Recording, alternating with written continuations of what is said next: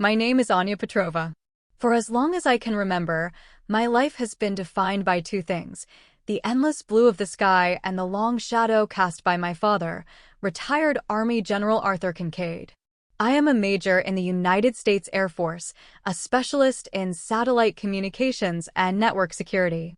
It's a quiet, cerebral corner of the military, a world of data streams and encrypted signals, a universe away from the mud and gunpowder reality my father venerates. Just last month, I was awarded the Defense Meritorious Service Medal. The operation was classified, a delicate digital ballet performed from a secure facility deep in the mountains of Colorado, but the outcome was simple. We saved a carrier strike group from walking into a perfectly laid trap. Thousands of sailors who will never know my name are alive today because my team and I saw the ghosts in the machine. When I brought the medal home to Virginia, to the house where I grew up, my father held the velvet case in his hands for a moment, his thumb tracing the embossed seal. He nodded, a slow, appraising gesture, the same one he used to inspect my brother Liam's perfectly polished boots. His eyes, the same piercing gray as my own, were already looking past me, toward the centerpiece of our family's life, the Wall of Heroes. That night, after a dinner thick with unspoken tensions, he took my medal and placed it on a small, unassuming shelf next to a framed photo of Liam in his ranger gear. It was an addendum, an afterthought to my brother's story. I stood there, watching my highest honor become a footnote, and the words I needed, the words I had been rehearsing for 20 years, turned to ash in my mouth. It was the quietest, most profound betrayal I had ever known, from the one man whose respect I had spent my entire life trying to earn. This is a story about that medal, and the one that came after. It's a story about family and the silent battles we fight for validation. But mostly, it's a story about learning that your own measure of worth has to be the one that matters most, especially when the world, or even your own family, tries to tell you otherwise. Growing up as General Kincaid's daughter meant our home was less a sanctuary and more a forward operating base. Our lives were governed by discipline, tradition, and the unassailable legacy of the Kincaid men. We moved every few years, from Fort Bragg to Stuttgart, but the geography of our family life remained constant. My father was the sun, a blazing center of command and expectation, and my older brother, Liam, was the planet orbiting him in perfect, predictable alignment. My earliest memories are of the scent of brass polish and old leather in my father's study. The walls were a testament to a specific kind of heroism: sepia-toned photographs of his grandfather in the trenches of World War I, a stoic portrait of his own father in Korea, and a dozen images of him as a young officer in Vietnam. And then there was Liam's corner, already filling up with wrestling trophies and a certificate from a junior leadership program. I was the quiet variable in their equation. While Liam was outside running drills with Dad, learning to read a topographical map, I was inside, taking apart our old radio, mesmerized by the intricate web of wires and circuits. She has a technician's mind, my mother, Helen, would say with a soft smile, as if trying to translate my nature into a language my father might understand. The Army needs good men in the field, not technicians in a lab, he would reply, not with malice, but with the unshakable certainty of his worldview. His vision for me was clear, and it had been forged in the same traditionalist fire as his own career. A strong officer needs a strong wife, he'd announce at the dinner table, his gaze sweeping over me. Your role, Anya, is to support the men who stand on the front lines. It is a noble and necessary calling, just like your mother's. My mother would offer a tight, practiced smile. She had been a promising architecture student before she married my father, her drafting tables and blueprints traded for a life of packed boxes and lonely nights during his deployments. I would sometimes find her old sketchbooks hidden in a cedar chest, filled with elegant, soaring designs for buildings that were never built. In those moments, I saw the ghost of the life she'd left behind, a quiet sadness in her eyes that she never allowed to surface when my father was in the room. Liam, 5 years my senior, was the perfect son. He was a natural athlete, a charismatic leader, and he embraced the path laid out for him without question. He went to West Point, graduated with honors, and joined the Army Rangers. Each achievement was met with a proud clap on the back from our father and a new addition to the wall of heroes.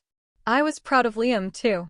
He was my brother, my protector in the confusing social landscapes of new schools. He never lorded his golden boy status over me. It was simply the accepted order of our universe. The first time I truly defied that order was my junior year of high school. We were stationed at Fort Leavenworth, and the guidance counselor had arranged a visit from an Air Force Academy liaison officer. He spoke of a new kind of battlefield, a domain of satellites, networks, and information. He talked about strategy and intellect as weapons, about protecting the nation from half a world away. For the first time, I saw a version of military service that resonated with the way my own mind worked. That night, I announced my intention to apply. "I'm going to try for the Air Force Academy," I said, the words feeling fragile in the heavy silence of the dining room. My father actually laughed. It wasn't a kind sound. "The Air Force? Anya, that's a corporation with a uniform. Kincaid men are army." We put boots on the ground. "I'm not a Kincaid man," I replied, my voice barely a whisper. The dinner ended abruptly. His chair scraped against the hardwood floor as he stood, his napkin tossed on his plate. "This is foolishness." My mother helped me with the application in secret. She proofread my essays in the quiet hours after my father went to bed, her reading glasses perched on her nose. When the thick acceptance letter arrived, my father's only comment was a grudging mutter. "Well, at least it's a service academy." The academy was my liberation. While Liam was learning infantry tactics, I was immersed in astronautical engineering and computer science. The digital world was a pristine, logical frontier where my gender and my father's legacy were irrelevant. My performance was what mattered. I found a mentor in a civilian professor, Dr. Simon Hayes, no relation, a fact that always made me smile, who saw my potential in the nascent field of cybersecurity. "This is the future, Major Petrova," he told me, even though I was just a cadet. The next great war might be won or lost without a single shot fired. I graduated in the top 5% of my class. My father was supposed to attend, but there was a last-minute scheduling conflict with a reunion for his old division. I later found out from my mother that he and Liam had gone on a fishing trip. The early years of my career were a testament to the old guard's resistance. I was often the only woman in high-level technical briefings. I'd present a complex vulnerability analysis, only to have the senior officer in the room turn to my male subordinate and ask, "So, what's your take on what she just said?" My first commander, a tough-as-nails colonel named Sophia Orloff, pulled me aside after I was passed over for a team lead position I was more than qualified for. "Petrova," she said, her voice blunt, "in this world, you have to be twice as good to get half the credit. It's not fair, it's just a fact. So, my advice? Be 3 times as good. Be so good they can't ignore you." I took her words to heart. I became a relentless student of my craft. I earned certifications on my own time, attended conferences on my own dime, and volunteered for the assignments no one else wanted, the tedious, complex system audits that required monastic patience. My social life withered, but my expertise deepened. My breakthrough came about 6 years into my service.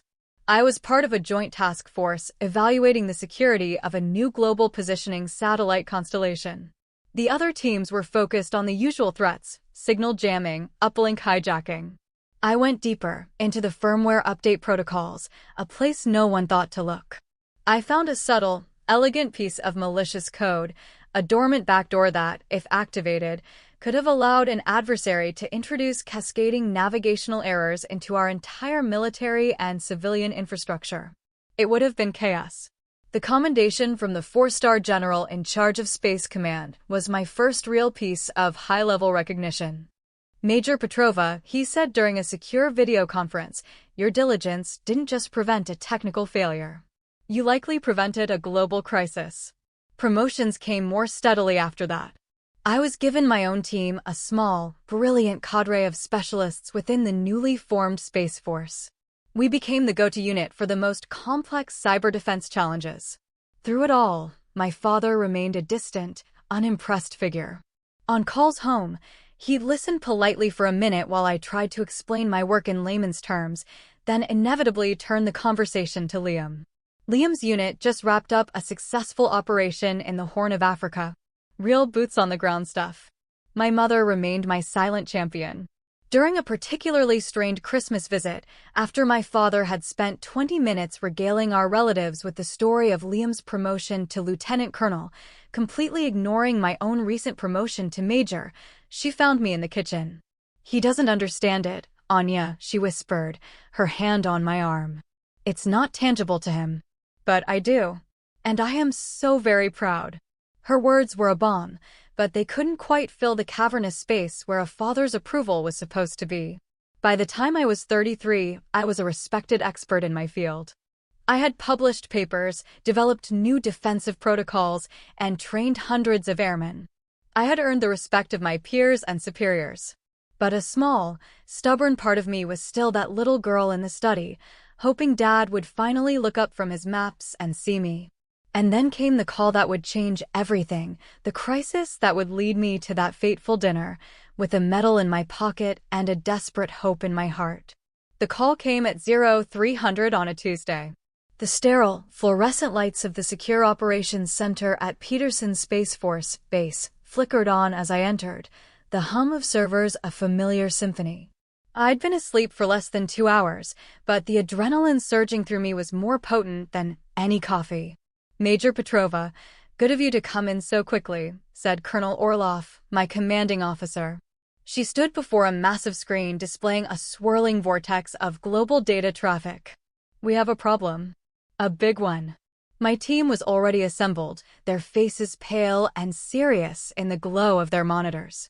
There was Captain Alex Reed, my second-in-command, a network architect who could visualize data flows like a composer reading a score, Senior Airman Reyes, a young prodigy we'd recruited straight out of a university coding competition, and Master Sergeant Daichi Kimura, a 20-year veteran with an almost supernatural intuition for hardware vulnerabilities. At 0145 hours, Orloff began, her voice tight. "Our monitoring systems detected a series of micro-anomalies in the command and control links to our naval assets in the Pacific. We're talking latency shifts measured in nanoseconds, indistinguishable from atmospheric interference to most sensors. But not to ours," I finished, my eyes already scanning the data streams. "Exactly," Orloff confirmed. "We have a carrier strike group, the USS Constitution, conducting freedom of navigation exercises. In 48 hours, they are scheduled to transit a strait that will put them at their most vulnerable. The Navy believes they have a ghost in their machine. They've asked for our help to find it." The weight of the request settled in the room. This wasn't an audit or a theoretical exercise. There were over 5,000 sailors on that carrier, and thousands more on its support vessels. Their lives depended on the integrity of the data flowing through their systems. "Full access, Colonel," I said. "We need a direct, real-time feed from their entire network, no filters, no firewalls on our end. And we need operational autonomy to act on what we find. We don't have time for committee decisions." Orloff nodded, her expression grim. "The Secretary of the Air Force has already spoken with the Chief of Naval Operations. You have carte blanche, Major. This is your show. Find the ghost." For the next 18 hours, we lived inside the network of a city at sea. We drank stale coffee, ate protein bars, and spoke in a staccato language of code and protocols. It was Reyes who found the first thread. "Major, look at this," she said, her voice hushed with a mix of fear and awe. "The diagnostic subroutines in their primary radar array. The checksums are valid, the code looks clean, but it's not." She had discovered a masterpiece of malicious code. It was a digital sleeper agent, woven seamlessly into the ship's own self-checking systems. It wasn't designed to crash the system, but to subtly lie to it. On command, it would begin feeding the Combat Information Center a picture of an empty sea, while a real-world threat could be bearing down on them. "They're planning to blind them," Reed breathed, his face ashen. "They'll be sitting ducks." The standard response would be to isolate and scrub the malicious code. But that would be like firing a warning shot. Our adversaries would know we were onto them. They might retreat, or worse, accelerate their attack before we could fully patch the vulnerability. No, I said, an idea taking shape, born from years of studying our adversary's psychology. We're not going to remove it. We're going to use it. My team stared at me. They want to feed the Navy false data? I explained, my mind racing. Fine. We're going to feed them false data. We'll build a virtual sandbox around the malware. We'll let them activate it, and we'll feed it a simulated data stream that shows their plan is working perfectly. They'll think the carrier is blind and sailing straight into their trap. While in reality, Reed caught on, his eyes lighting up. We can have the Navy reroute the entire strike group to a safe location. Better, I countered. We have them reroute to a location of our choosing. A place where they have the tactical advantage. We let the aggressors walk into our trap. It was audacious, complex, and incredibly risky. A single mistake in the code of our deception, one stray packet of real data leaking through, and the entire ruse would collapse. The next 30 hours were the most intense of my life. My team worked with a fluid, unspoken synchronicity. Kimura reverse-engineered the malware's trigger mechanism, while Reyes and Reed built the virtual hall of mirrors around it. I was the conductor, coordinating our efforts with a terrified but trusting Navy liaison officer over a secure channel, translating our digital strategy into real-world naval maneuvers. We were puppeteers, with a multi-billion-dollar carrier group and thousands of lives as our marionette. The moment of truth came at T-2 hours to the planned ambush. Our sensors detected the activation signal. The malware woke up. From the adversary's perspective, the USS Constitution had just gone blind, sailing placidly toward its doom. "They're taking the bait," Reyes whispered, her fingers flying across her keyboard. On our screens, we watched it all unfold. The adversary's naval assets, a small flotilla of fast attack craft, emerged from the cover of a nearby archipelago, moving to intercept the blind carrier. But the carrier wasn't there. It was 20 nautical miles to the south, its fighter wings already in the air, its support ships in perfect position to cut off any retreat. What could have been a devastating surprise attack became a brief, lopsided standoff. Faced with a fully prepared and superior force, the hostile vessels disengaged and fled. There was no battle, no casualties, no shots fired. Just a quiet, overwhelming victory won in a dark room 2,000 miles away. In the aftermath, the secure video line to the Pentagon crackled to life. A 4-star Navy admiral, a man I had only ever seen in official photographs, filled the screen. His face was etched with a profound relief.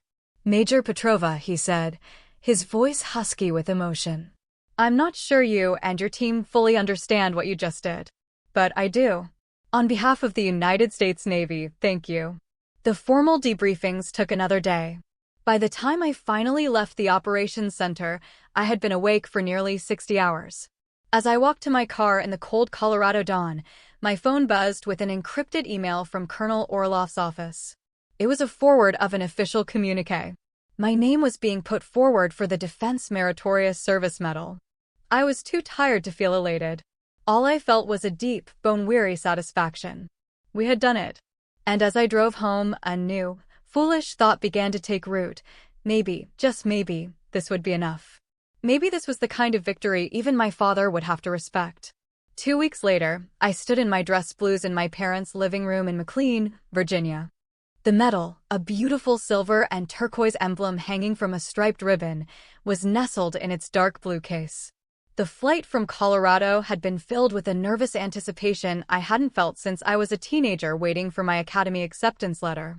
I had rehearsed the conversation a dozen times, imagining the moment my father would finally see the value in my work, the moment he would finally see me. The reality, as always, was more complicated. The house smelled of my mother's lemon polish and the pot roast she always made for our homecomings. She enveloped me in a hug that felt like a shield. "Oh, Anya, it's so good to have you home." And with such incredible news, she whispered, her eyes shining with pride. My father was in his study, the door ajar. He was on the phone, his back to me, but his rigid posture spoke volumes. Liam, home on a short leave from a training rotation at Fort Benning, saw me first. "Anya," he boomed, wrapping me in a bear hug that lifted me off the floor. "Look at you. Mom said you got some fancy new hardware." "What for?" "It's a long story," I laughed, the tension in my shoulders easing slightly.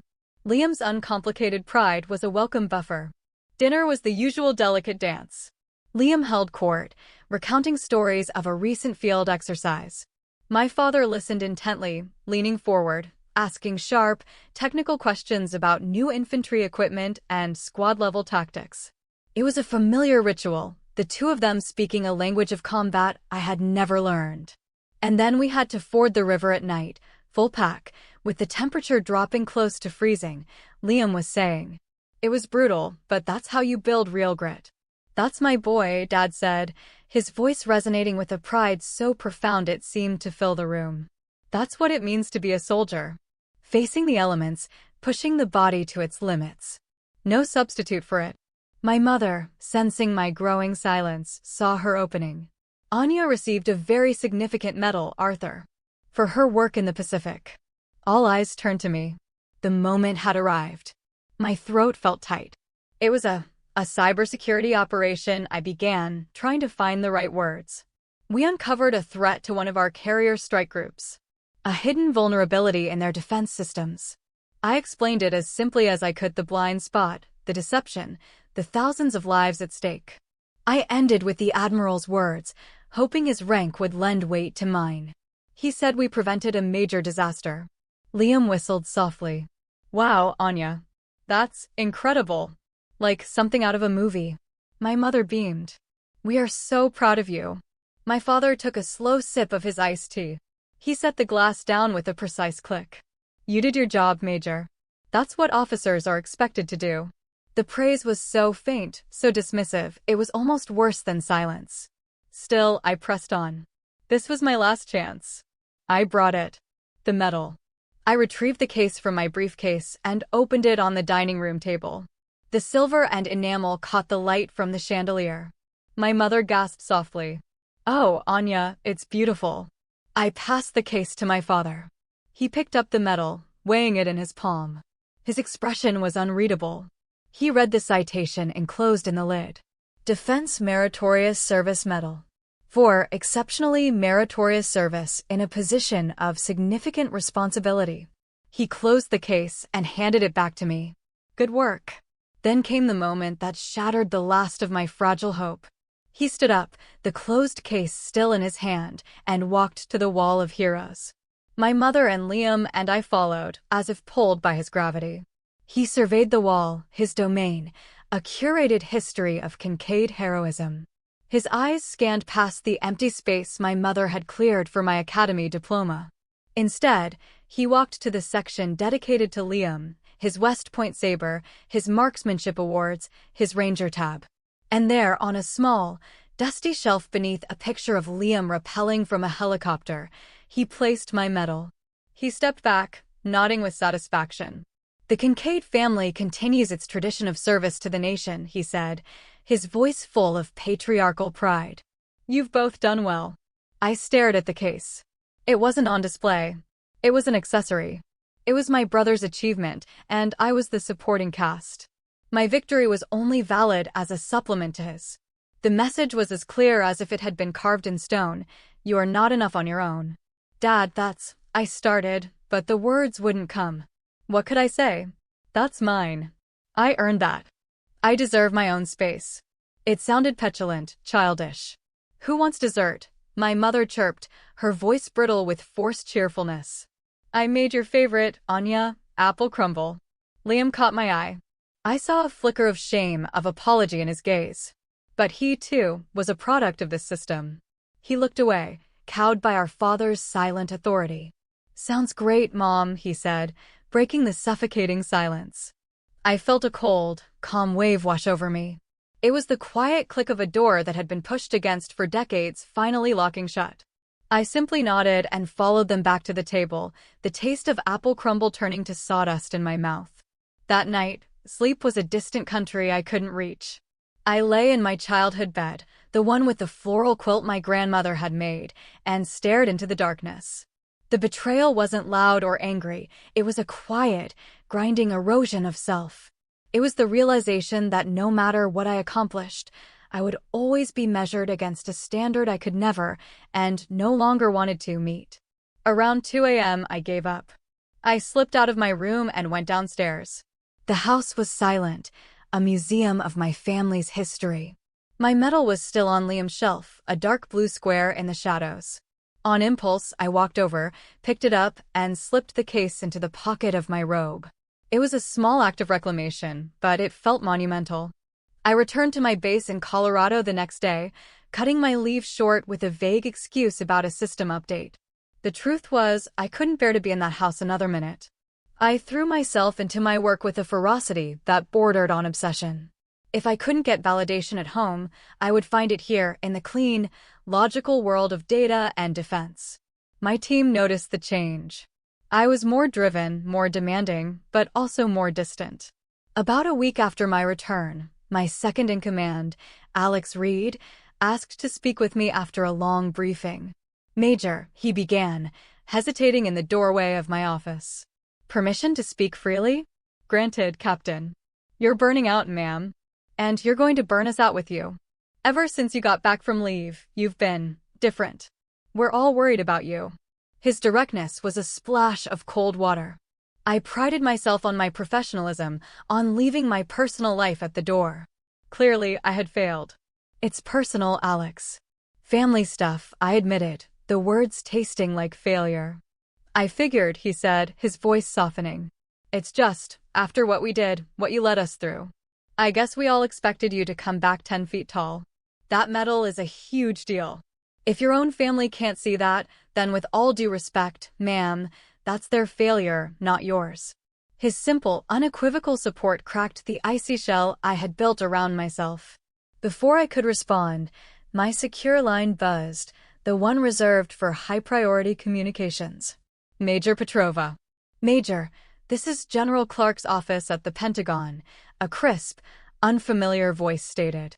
"The General requests your presence in Washington, D.C. tomorrow at 1000 hours. A transport is being arranged for you. A formal invitation has been sent to your secure inbox." "May I ask the nature of the meeting, sir?" "That information is in the briefing attached to the invitation, Major." "See you tomorrow." The line went dead. I stared at Reed, my mind racing. The Pentagon? A general I'd never met? I quickly logged into my terminal and opened the email. The subject line read, "Invitation to Special Recognition Ceremony." The attached briefing was short on details, but long on importance. It mentioned the Pacific operation, referred to only as Operation Silent Sentinel, and stated that new intelligence had significantly elevated the strategic importance of its outcome. At the bottom of the guest list was a name that made my breath catch: the Secretary of Defense. The next morning, as I flew toward Washington, I felt a strange sense of detachment. Whatever was about to happen was outside the orbit of my father's world. It was a part of my life he had no access to, no understanding of. For the first time, that felt less like a loss and more like a relief. The Pentagon is a city unto itself, a place where the weight of global responsibility is palpable in the air. I was met by a young Air Force lieutenant who escorted me through endless corridors with a reverence that made me uneasy. He led me not to a conference room, as I expected, but to a set of imposing double doors guarded by 2 ceremonial guardsmen. "They're waiting for you, Major," the lieutenant said, and pushed the door open. The room was a grand auditorium. It was filled with hundreds of people, a sea of uniforms from every branch of service, dark suits of civilian officials, and a press corps in the back. On the stage, beneath a massive screen, stood a line of dignitaries. In the center was the Secretary of Defense, a formidable woman I deeply admired. And next to her was the Navy Admiral who had thanked us after the operation. As I walked down the center aisle, a hush fell over the room. I felt 1,000 pairs of eyes on me. My team, Reed, Reyes, and Kimura, were in the front row, all in their dress uniforms. Reed gave me a wide, conspiratorial grin. They had known. They had all known. I ascended the steps to the stage and saluted the secretary. "Major Petrova," she said, her voice warm but commanding as she spoke into the microphone. "Welcome." We're here today to properly recognize an achievement of profound significance to our national security. She began to speak, and the story she told was a revelation. Operation Silent Sentinel, it turned out, was about far more than one carrier group. The attack we'd thwarted was the opening salvo of a much larger, coordinated campaign designed to cripple U.S. command and control across the entire Pacific theater. By not just stopping the attack, but by deceiving the adversary into thinking their methods were still viable, we had allowed our intelligence agencies to watch, listen, and ultimately dismantle their entire network over the following weeks. We hadn't just saved a ship, we had prevented a cascade of events that could have led to a hot war. My head spun as the true scale of our victory became clear. We had been sword fighters in a dark room, unaware that our duel was deciding the fate of the kingdom. The secretary gestured for me to step forward.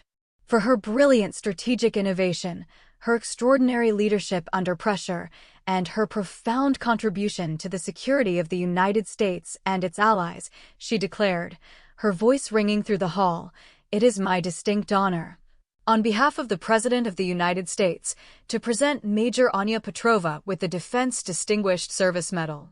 It was one of the highest honors the military could bestow. As she pinned the heavy, gold and blue medal to my uniform, the room erupted in a standing ovation. I looked out at the faces, admirals, generals, ambassadors, and I felt a sense of validation so pure and powerful it almost brought me to my knees. It wasn't about approval. It was about acknowledgement from a world that understood. They asked me to say a few words. I walked to the podium, my hands steady. I thanked the secretary, and then I turned my attention to the front row. I spoke about my team, giving each of them credit for their specific, crucial contributions. I spoke about a new kind of courage, the quiet, intellectual courage of the digital age. I didn't mention my family, my father, or the Wall of Heroes. They had no place here. This victory was mine. Ours. As the ceremony concluded, I was surrounded by well-wishers. A 3-star general clapped me on the shoulder. "Major, we're starting a new Joint Cyber Command. I expect to see your name at the top of the list to lead it. That will come with a promotion, of course. Colonel Petrova has a nice ring to it." In the chaos, Alex Reed made his way to my side. "One more thing, Major," he said, a sheepish grin on his face. I may have taken the liberty of calling your mom this morning. I suggested she might want to watch the DoD live stream around 10 a.m. Eastern Time." I stared at him, then I started to laugh. A deep, genuine laugh that came from a place that finally felt free. "Thank you, Alex, for everything." That evening, in my quiet Washington hotel room, I laid the 2 medals side by side on the nightstand. The first, the one that had been relegated to a dusty shelf, and the second, the one that had been pinned on my chest by the Secretary of Defense. They represented 2 different kinds of victory. One over an enemy, and one over the ghost of a little girl who just wanted her father's approval.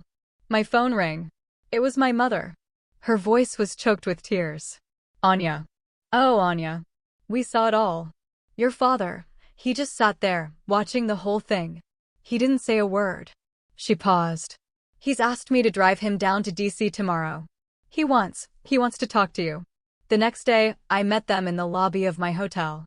My mother looked radiant. My father looked smaller, older.